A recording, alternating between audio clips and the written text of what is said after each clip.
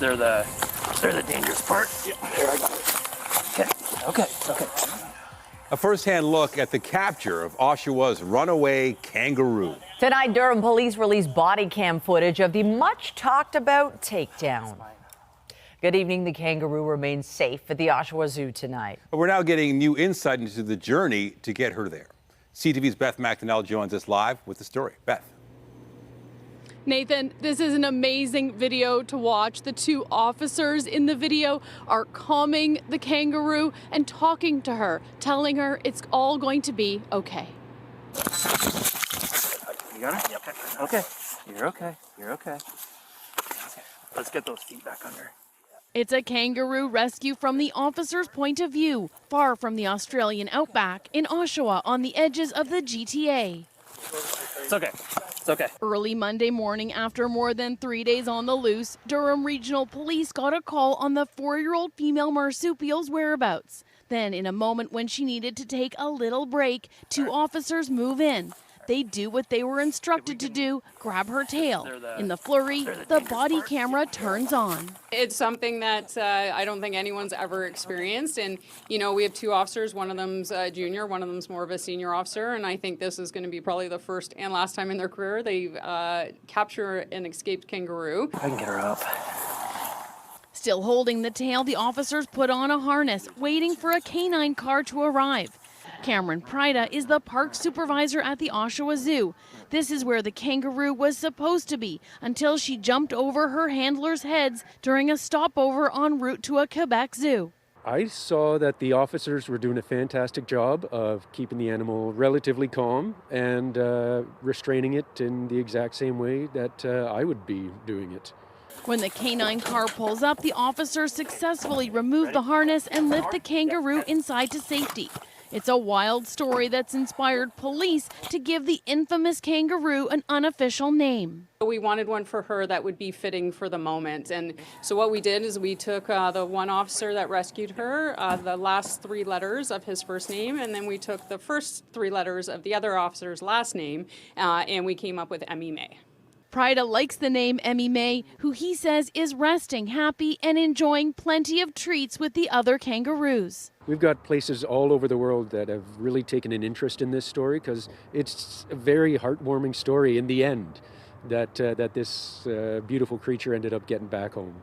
A tall tale, from escape to rescue. Gotta love those fist bumps. Reporting live, I'm Beth McDonnell. Michelle, back to you. Thank you, Beth. And still ahead, Uber attempts to put the brakes on rideshare restrictions in the city of Toronto, the lawsuit against the cap on drivers, and the response. But first, you could say the gloves are off at Queen's Park. Just a few days into her job as Liberal Leader, and Bonnie Cromby isn't exactly getting a warm welcome from the Premier and his party. CTV's Queen's Park Bureau Chief Siobhan Morris joins us live with the details. Siobhan. Well, Michelle, we are a long way away from the next provincial election, but if today is any indication, things are going to get nasty. There were applause from the small Liberal caucus and some laughs. Do we always have the media at our meetings? Welcoming new Leader Bonnie Cromby to Queen's Park for the first time in her new role. House will come to order. She doesn't have a seat in the legislature, but Cromby is getting a taste of what's to come. Their leader was too busy flying around in the private jet of her buddy, the developer, that everyone knows who this developer is, and it's going to come back to haunt her, flying around in the private jet, going to her $5 million estate in the Hamptons. She's out of touch with the average person. Cromby has explained she inherited a home on Long Island, not in the Hamptons, never been on a private jet. This is the Ford government's attempt to distract from the issues at hand. They are flailing. They are desperate. The government House Leader stands by the attacks. You can't pretend to be for the people, but then live a lifestyle that is different and vote against those very same people. Cromby hit back at the Premier. I have worked very, very hard in my life to achieve everything I have. I have earned every single penny. I have been not handed a political dynasty, nor have I been handed a business that has been built up for my offspring to run. Doug Ford's father was an MPP and ran a label company. She was not born like Doug Ford was with a silver spoon in her mouth. The NDP leader watches on incensed. This is what these two parties are fighting about. I think it's outrageous and disappointing, and I'm going to continue to focus on the things that I think the government could be doing right now. As Ontarians wade through an affordability crisis. You get a sense of just how much of a threat the PCs are judging Crombie to be at this point. Tonight, issuing a call out for donations, trying to meet the Liberal goal of raising $1 million by the end of the year. Reporting live from Queen's Park, I'm Siobhan Morris. Nathan, back to you. All right, thank you, Siobhan. Meantime, concerns are being raised about plans to dissolve Peel Region. The Paramedic Union says that could affect its ability to respond to calls. The union says the breakup of Peel Region presents the risks to the recruitment and retention of skilled medics. It says the process could disrupt the hiring cycle and could lead to an exodus of paramedics. Brampton Mayor Patrick Brown is also speaking out about the issue. Well, there's already a shortage of paramedics in Ontario, about 1,000 province-wide.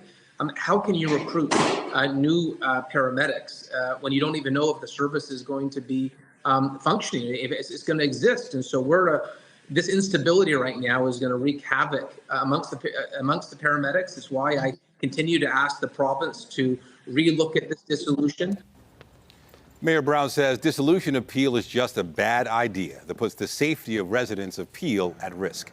And despite several reports the province is considering reversing its decision, a statement from the Ford government says the Peel Transition Board is continuing its work.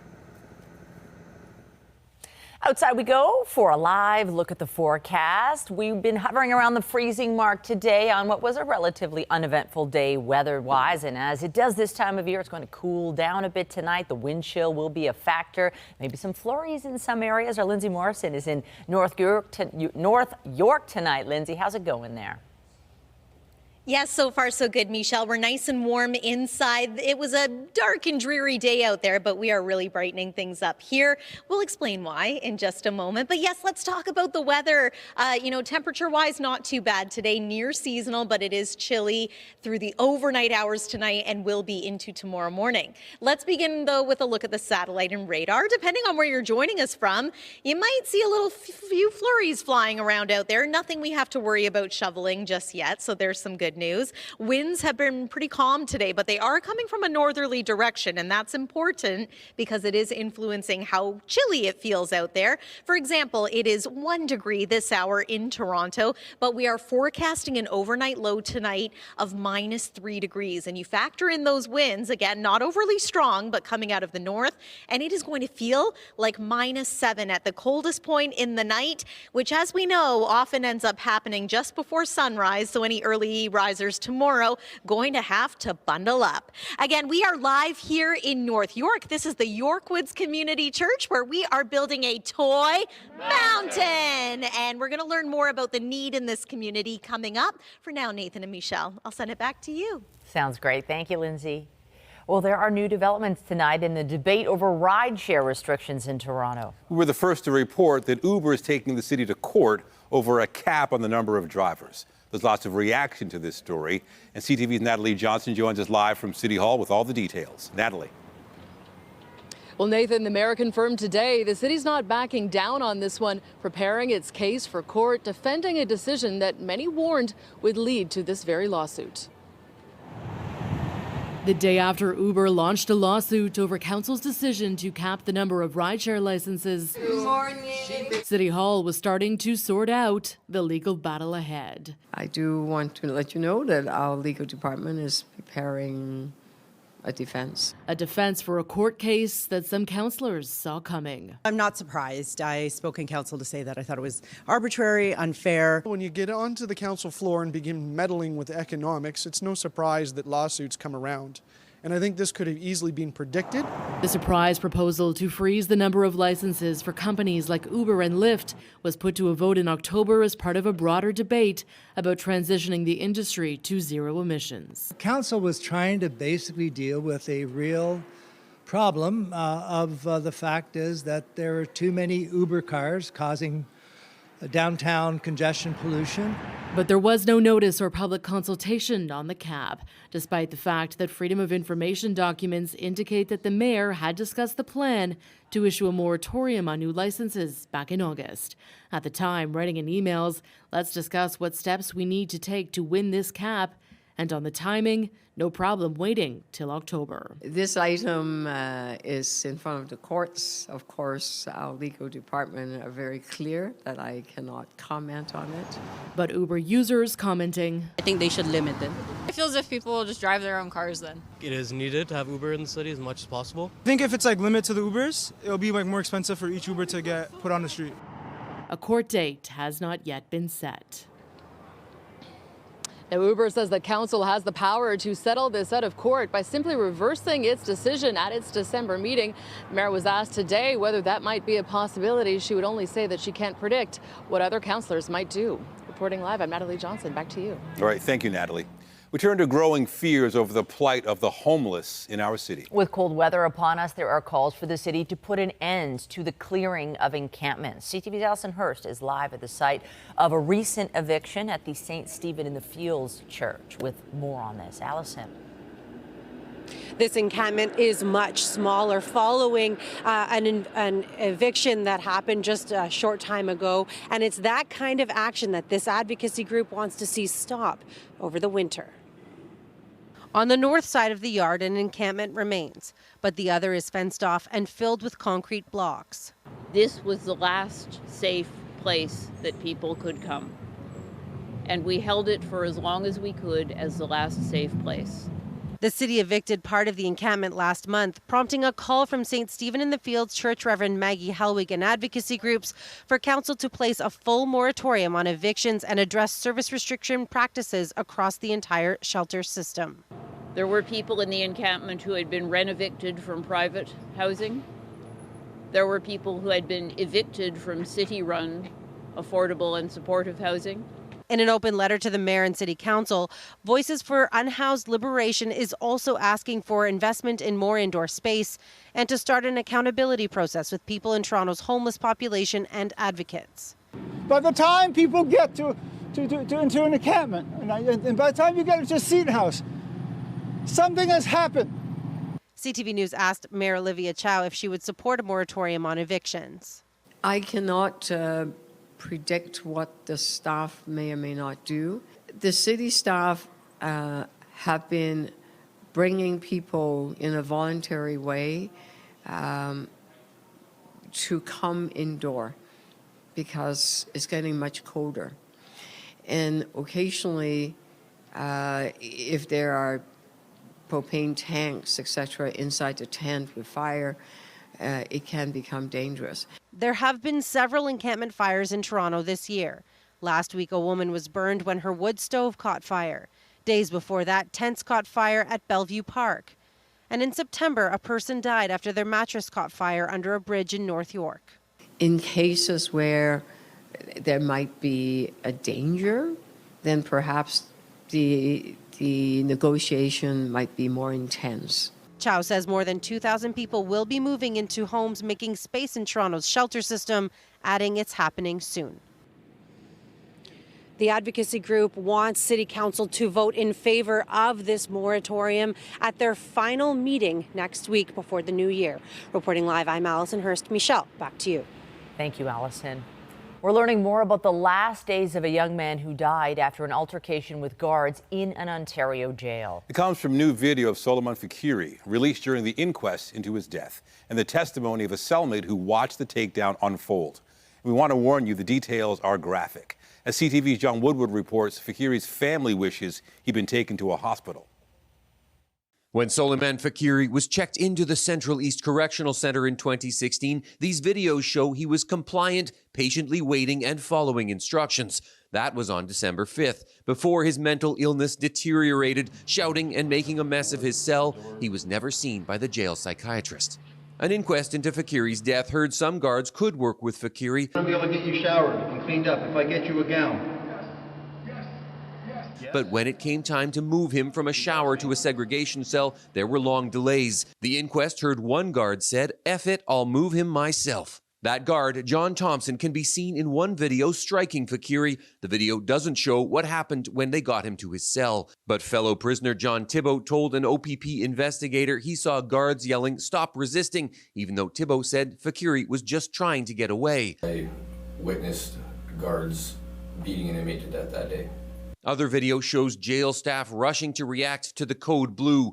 One nurse testifying she didn't understand how the situation got so out of control. I was praying for this man's life and thinking, and at the same time, your mind's going to many things in your life. How did this happen? Fakhris died in that cell. A review found guards used multiple physical strikes, pepper spray, handcuffs, and leg shackles, and some guards left much of that out of their reports. Thompson told an investigator he couldn't account for why he and his team didn't just back off. Why wouldn't you just disengage from that point on and remove the handcuffs when the door is secured?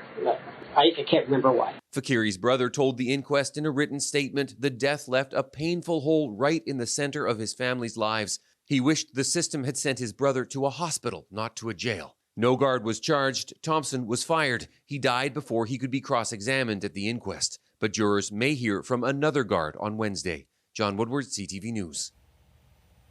A second victim has died in a triple shooting in Kaladan that happened more than 2 weeks ago. It occurred at a house on Mayfield Road near Airport Road just before midnight on November 20th. A 57-year-old man from Kaladan was pronounced dead at the scene, and 2 women were taken to hospital. OPP say one of those women, a 55-year-old from Kaladan, has now died of her injuries. No names have been released. Police believe multiple people were involved in the incident and released photos of a truck that was later found burning at a second scene. And police have identified the woman who was found dead in a wooded area in Bowmanville last week. The remains of 40-year-old Erica Saunders were located last Tuesday near Simpson Avenue and Baseline Road. Durham police say at this time her death is not being treated as suspicious, but investigators want to talk to anyone who saw or spoke with her prior to her death. And a man has died following a crash near Ellesmere and McCowan. It happened just after 1 this afternoon. Paramedics say the collision was possibly related to a medical event. The man was rushed to hospital in life-threatening condition, where he was later pronounced dead. A new report says Canadian students rank in the top 10 internationally in math, reading, and science. Scores from tests written by 15-year-olds show they're doing well in those subjects. But performance was down compared to 2018. According to data from the Organization for Economic Cooperation and Development. Alberta was the only province to score above the national average in all 3 subjects. Sexual misconduct in the Canadian military appears to be increasing. A new survey from Stats Canada suggests 3.5% say they were sexually assaulted by another military member in 2022.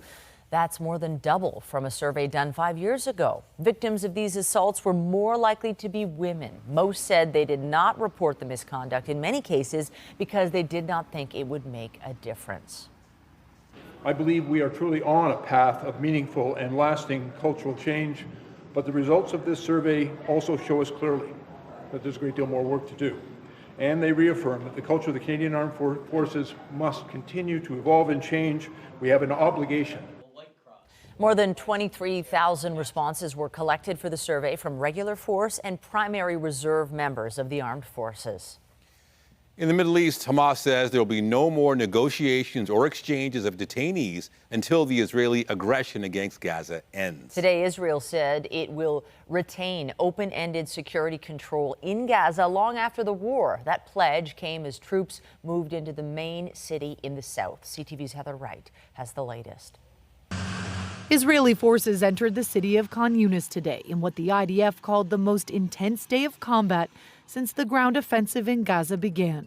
Officials believe Hamas leadership is operating within the southern city and may also be holding hostages in the area. The stepped-up bombardment has sent scores of injured people to Nasser Hospital, the city's largest, where doctors are struggling to keep up. The patients are on the floor, this health ministry spokesman says. Hospitals in the south have totally collapsed. Over the last 72 hours, the amount of airstrikes on Khan Yunis is unprecedented. Canadian-Palestinian Mansour Shoman is one of the many people living at Nasser Hospital. And while Israel warns citizens to leave Khan Yunis ahead of these ramped-up attacks, Shulman says there are few options. There is no place to go that is safe. Even if people wanted to leave Gaza and go into Egypt, it's not allowed. The border is closed. For those who have fled to the coast or to Rafah in the south, the United Nations says many of the areas civilians are now living in lack basic services, including access to clean water. There is no water, not a little bit. There's no water, no facilities, no shelter from the cold and the rain. With fighting in Gaza escalating, there are renewed calls for Ottawa to do more to get the extended family members of Canadians out of the enclave, including parents and siblings. Obviously, the priority is Canadian citizens, permanent residents. That has been a challenge. It remains a challenge. The United Nations expects displacement to worsen over the coming days, predicting more than 1 million refugees to arrive in the city of Rafah, where the population is normally 280,000. Heather Wright, CTV News, Toronto. A court hearing began today focusing on the removal of Prince Harry's police protection when he's in the UK. The Duke of Sussex is seeking to overturn that decision by the British government. The publicly funded security protection was taken away when he stepped away from his royal duties. Harry's lawyers arguing those who made the decision singled out the prince, did not follow policy, and failed to explain their reasoning to him. The Duke was not in court today. Canada's first electric fire truck is ready for duty. There it is, the Rosenbauer RTX was activated in Vancouver for the first time today. It's smaller than a diesel and can go 100 kilometers on a single charge. The cost is $1.8 million. That's more than $300,000 more than a diesel truck. But the chief says there are huge environmental and health benefits. There's no commitment to buy any more at this point. Officials want to see how this one works out first. With the start of winter just weeks away, baseball may be far from top of mind. But rumors are heating up about whether the Blue Jays have a chance to sign this offseason's biggest free agent. CTV's John Musselman reports. There's nothing official from the team, but the Toronto Blue Jays could be in a three-way race to sign one of the best ball players in the world.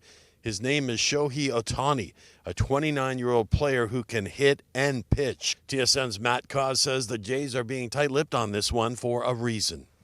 Very unique situation. It's shrouded in secrecy because the representatives for Shohei Otani have said if any leaks get out there, they will not sign with that team. Landing Otani would not come cheap. He could be asking for more than $500 million. That would dwarf the biggest contract in Major League Baseball history at $425 million. Sports podcaster Johnny Junta says Otani is worth the money. It's probably going to be in north of the $500 million range for 10 years, 10 to 12 years.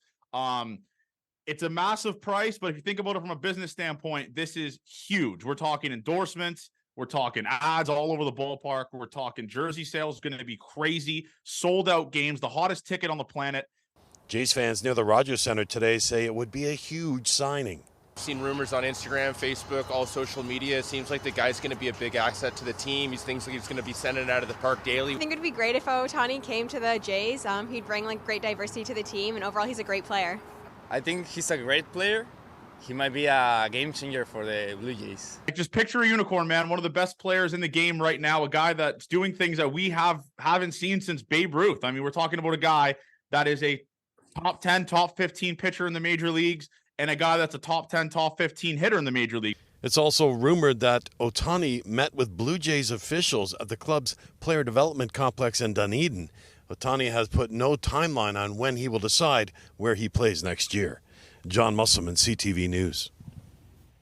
Meantime, a longtime member of the Blue Jays broadcast team is being honored by the Canadian Baseball Hall of Fame. Buck Martinez is this year's winner of the Jack Graney Award. It recognizes a media member for their significant lifelong contributions to Canadian baseball. The former Jays player and manager has spent 41 years in the broadcast booth. Coming up on CTV News, looking ahead to an all-new year, Pride Toronto reveals its theme for 2024 celebrations, expected to draw millions. And I'm Pat Foran. Coming up on Consumer Alert, having your roof repaired can be a big job, and you want to make sure it's done correctly. Toronto police are warning to watch out for some roofers going door to door. One woman paid $80,000 to fix her roof when it didn't have any problems. I'll have my report just ahead.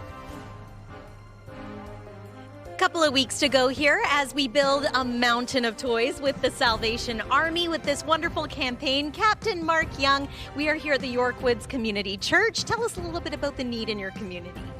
Well, the need is great. We're seeing requests up this year, about 20 to 25%. It could go a little higher for requests. You know, the economy, everything is playing a factor in it, and there's just a need out there. So we want to be there for our community and support them and help them as much as we can. And you know what, I've seen some teens and tweens here at this center today. Aaron Boyle with the Salvation Army got me thinking about a certain age group that needs a few more gifts this year.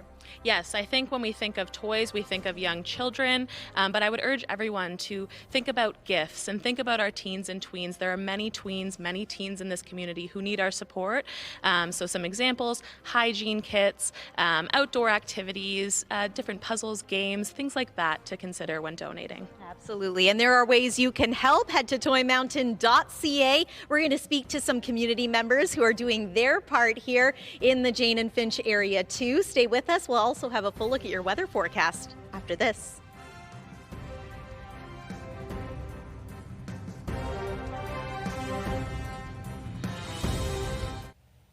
If you have a problem with your roof, it can cost you hundreds of dollars to fix a small leak or thousands to reshingle your entire house. It's important to choose a roofing company carefully, as Toronto police are warning to watch out for door-to-door roofing scams. Here's Pat Foran and Consumer Alert. Hey, Pat. Nathan and Michelle, we've done several stories on roofing scams this year. Usually someone comes to your door and says your roof has a problem. Then they claim it's in horrible shape. A woman in Scarborough was just scammed out of $80,000. No, we didn't have any issues. We didn't have any leaks. Judy Poirier of Scarborough says it was last month when someone came to her door and said he noticed she had a problem with her chimney. Once he got on a ladder, he said her roof was in bad shape. As he's up there, he said the roof felt a little spongy. And so he ripped up a few shingles and he says, oh yeah, he says, you got some damage here. The man said he knew a roofer who could do repairs right away. When that person came, he said the roof was in horrible condition. And then said, oh, this is an extensive job. There's way more damage here than we thought. The roofing company said the repairs would be $10,000 and said it would be another $40,000, then another $30,000 for a total of $80,000. He said there's mold and damage and your ceiling's going to fall in on you and it's urgent. It's got to be done immediately. After paying the $80,000, Poirier grew suspicious and called another roofer who came and said her roof was fine. She had to pay another company $5,000 to repair the damage that was done. CTV News did a story with a senior in August who paid $55,000 to a roofing company that claimed his roof was going to fall in, even though it had been done just 2 years before. He said, your roof is rotting, and that's what scared me. Toronto police say to avoid roofing scams, beware door-to-door sales, don't be pressured to make quick decisions, research a company carefully, don't provide a large down payment or pay in advance. When Poirier confronted the company, they never came back, even leaving some of their tools behind. They no longer answer their phone. The police are involved, and she is working with her bank to try and get back her money. She wanted to share her story to warn others if someone comes to your door. Stop. Don't move forward with it. Don't let them rope you in with their fear tactics. And Poirier has been able to get back some of the money she was scammed out of by working with her bank. The best way to avoid these problems is to never pay in advance. Always hold back payment until the job is done to your satisfaction. On your side, I'm Pat Foran. If you have a consumer story idea, email us at alert@ctv.ca. All right, talking about the forecast, and today I guess normal, but things are going to change. Temperatures going up. A little bit of flurries out there, but depending on where you are. But yeah, it's amazing, Lindsay, to be talking about a warm-up, especially in time for the weekend. You're at Yorkwoods Community Church. I've noticed a lot of toys there tonight. Yes, and we're hoping to collect even more, Michelle and Nathan. And in fact, this is a great place to come for some inspiration. I know I'm feeling that way today. I want to introduce you to Monica. Monica, you have volunteered here at this community center. You've also benefited from the kindness of the Salvation Army. So tell me a little bit about your experience.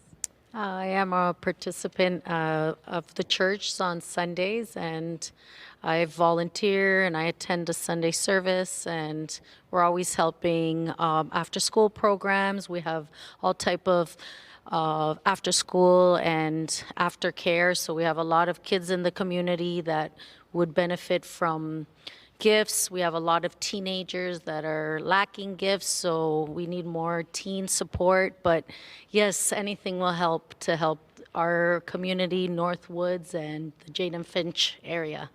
Thank you so much for that, and thanks for the volunteering that you do. I also want to introduce you to some of my new friends from the Rotary Club of Willowdale. Is that right? Heather, tell us a little bit about how you've contributed to this particular community church over the years. The Rotary Club of Willowdale has been supporting the church here for more than 70 years with funds that we raise having a Christmas lunch and also getting donations from people. So mainly to support the after-school program, we helped set up the computer labs, and we will continue to do so.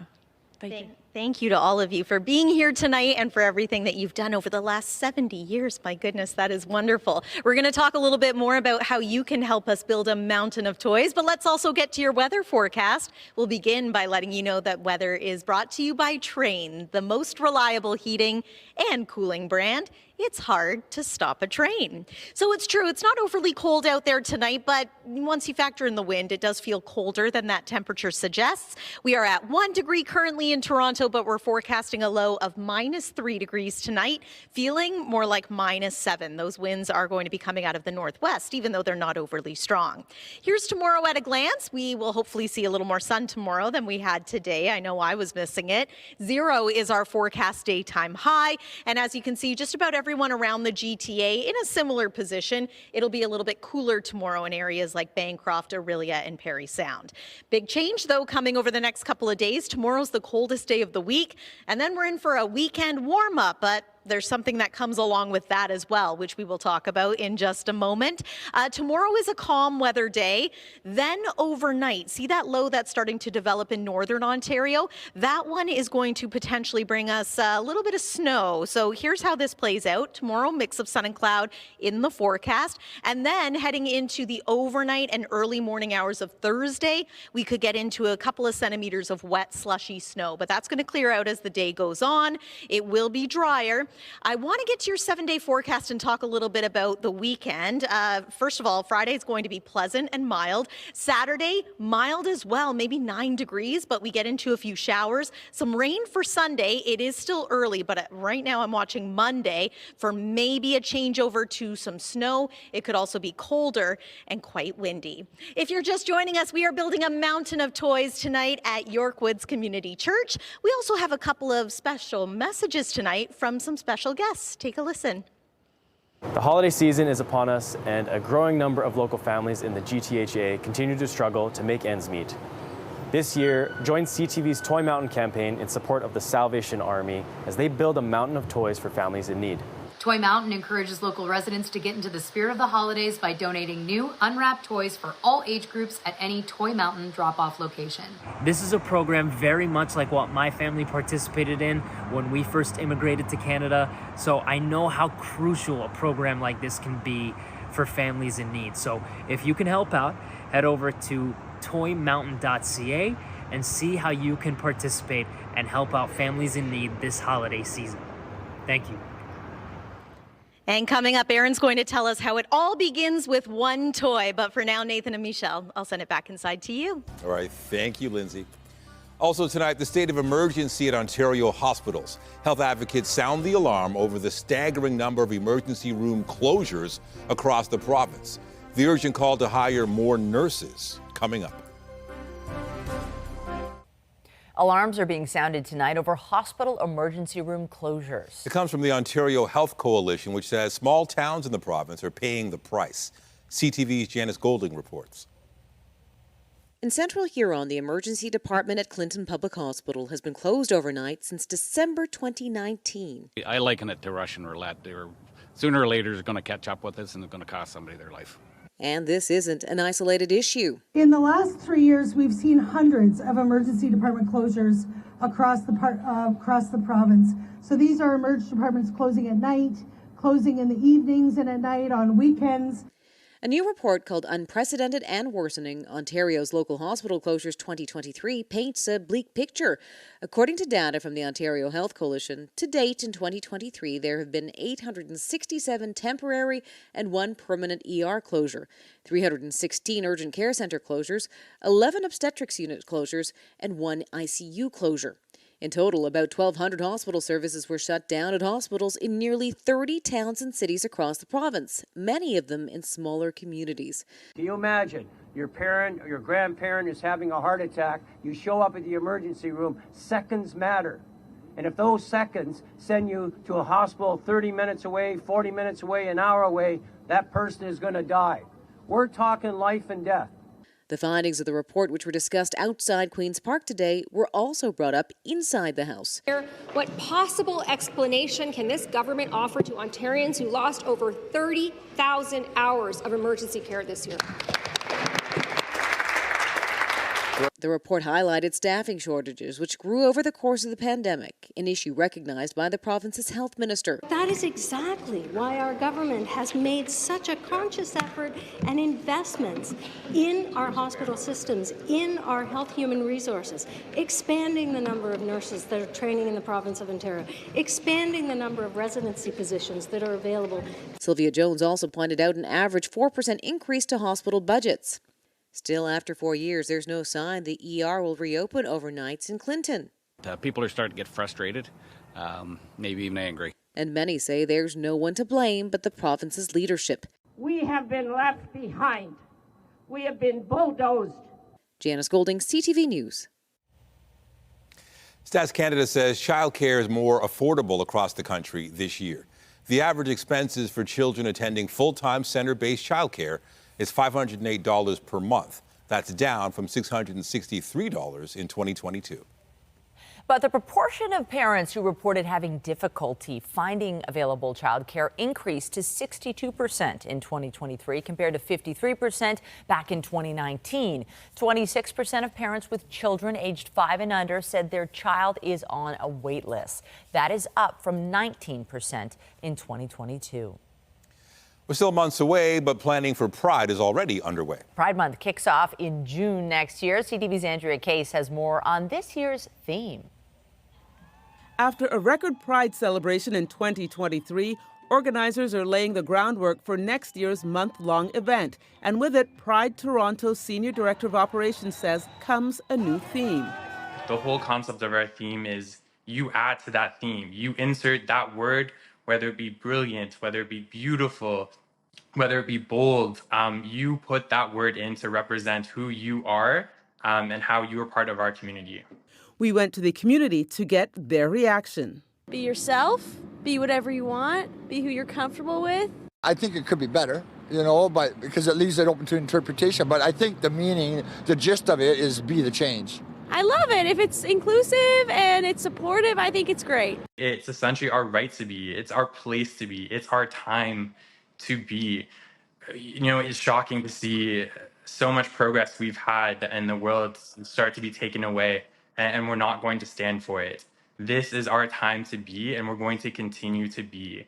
Pride Toronto says its Be theme encapsulates the essence of unity, resilience, and celebration, one that triumphs generations past and continues their legacy. I've been in this community for more than 30 years, and I have seen how much change we are able to create in society.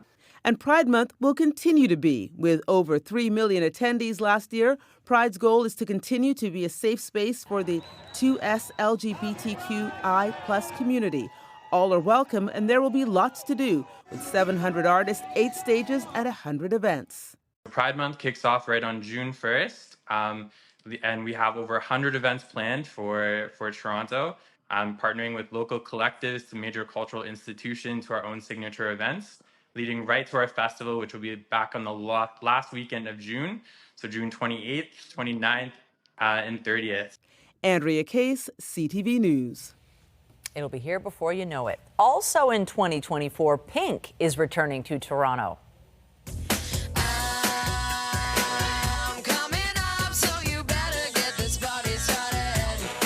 The singer is bringing her summer carnival tour to Rogers Centre on August 14th. The three-time Grammy Award winner will be joined by special guest Sheryl Crow and The Script. Tickets go on sale next Monday at 10 a.m.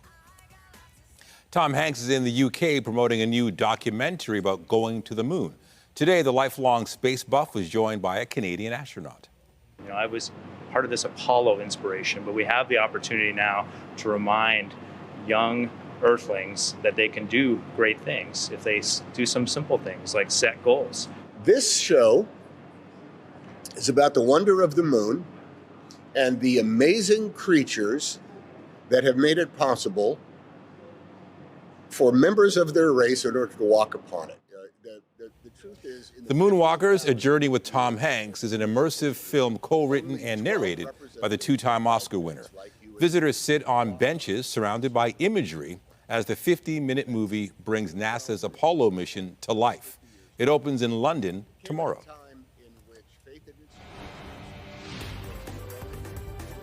The Stars Tonight is brought to you by Lastman's Bad Boys court-approved liquidation sale. You got it? Yep. Okay. You're okay. You're okay. Let's get those feet back under. Yep. Because they're the dangerous part. Yep. Updating our top stories, new body camera footage shows police capturing that escaped kangaroo in Oshawa early Monday morning. The animal had been on the run for more than 3 days, but was safely returned to the Oshawa Zoo.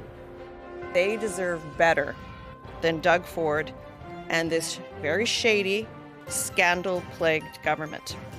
A battle is brewing at Queen's Park with new Ontario Liberal Leader Bonnie Cromby taking aim at Premier Doug Ford.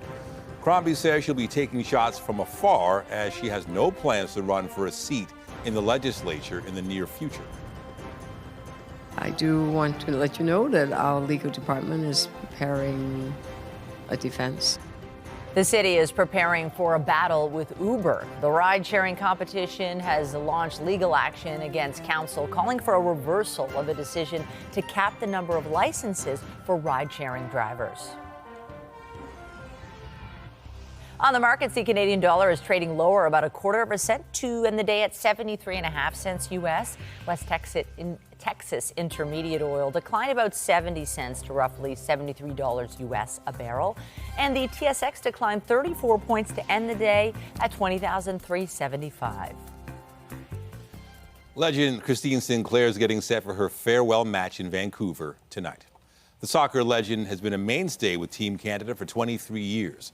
She'll take her final bow in a Canadian jersey at BC Place against Australia.